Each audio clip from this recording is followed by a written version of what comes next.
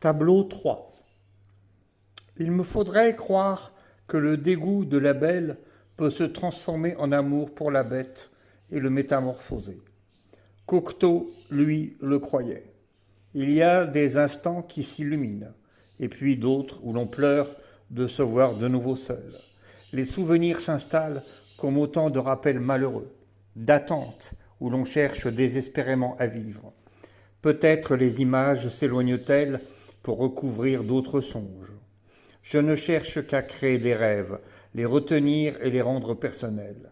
Il y a des dentelles incrustées dans mon imaginaire, belles à décrire, à se souvenir, puisque celle qui les a créées les porte, les dessine.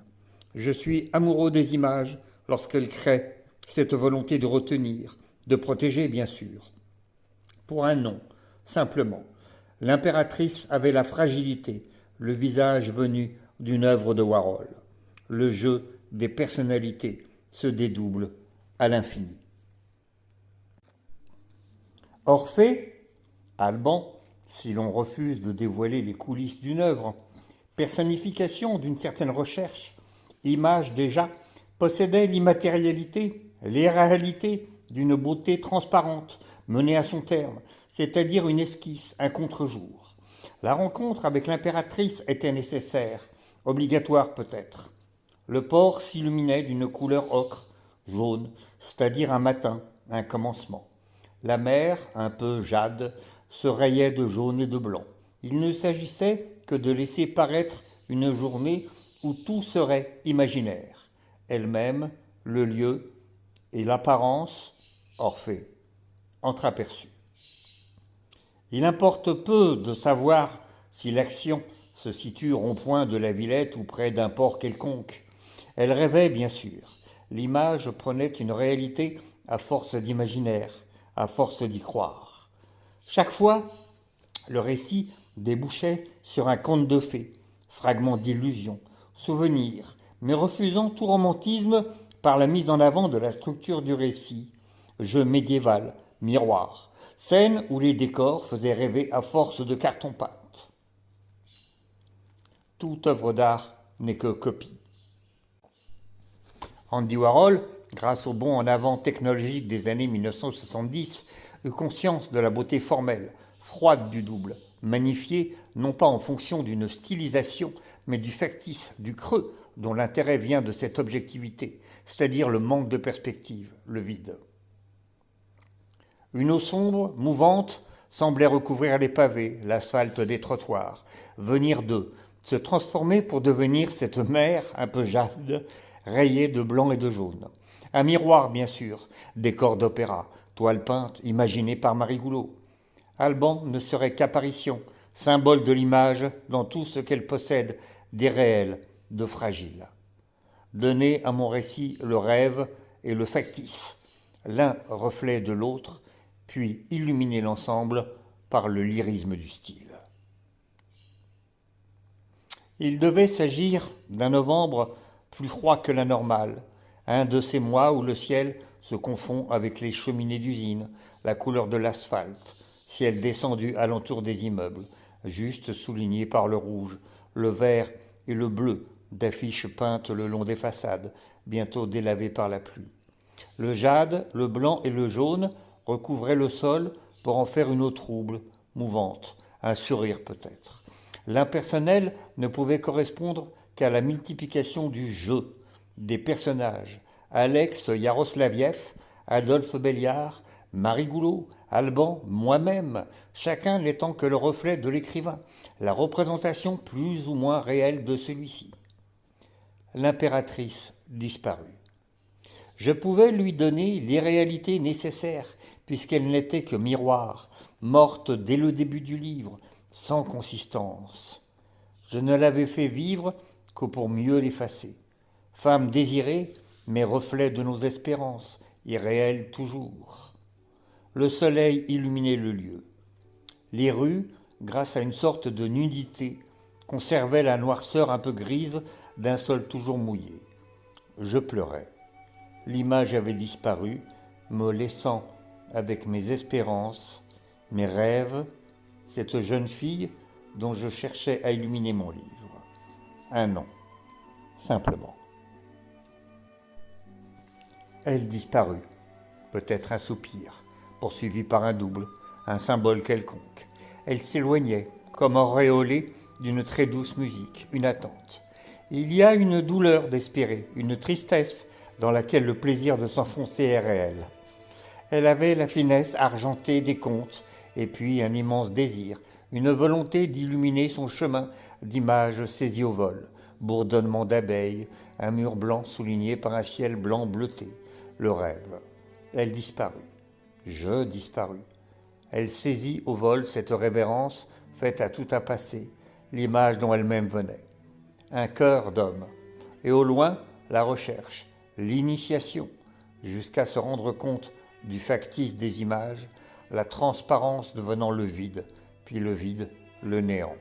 Rien, sauf peut-être le songe de personnage, d'un personnage, l'impératrice, impératrice à la recherche de l'ombre, un souvenir.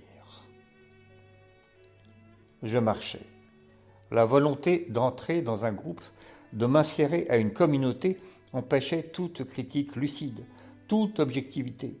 Il n'existait que des reflets, des doubles dont chacun était la représentation, jouant un rôle en fonction de catalyseur, d'attirance ou de haine. Alban était la signification d'un passé.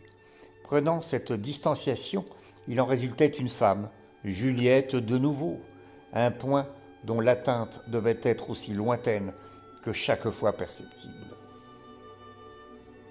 Andy Warhol, au-delà d'un regard froid, distancié, possédait cette apparence, son manque de vie, c'est-à-dire sa mort peut-être, que cela soit l'individu vêtu de cuir, une perruque de nylon blanc, ou le créateur des pots de confiture de plastique, tasses de café renversées, photographies surlignées de dessins.